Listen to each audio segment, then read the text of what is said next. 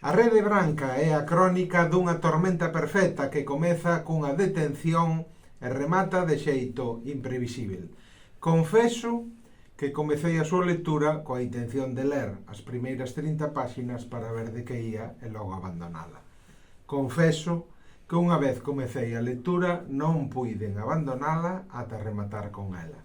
Falamos do libro de Paco Morgan, A Rede Branca, no Club de Lectura de Radiofusión, hoxe en Radio Redondela. Ben, eu levo hace un tempo escribindo en castelán, sen moito éxito, entonces quería dar o paso galego, consultei con xente que sabía moito máis que a min de literatura galega, que eu sei bastante, e dixeronme, se queres acadar visibilidade, o que tens que facer é presentarte aos Xerais, que é un concurso máis ou menos limpo, e o que tens que facer é unha novela negra ambientada en Vigo. Toda a vida escribiu xa man, toda a vida. O ordenador ten, non sei, a máquina de escribir ten máis de 100 anos. A literatura ten, dende Homero ten 2800 anos. A máquina de escribir e o ordenador son inventos modernísimos.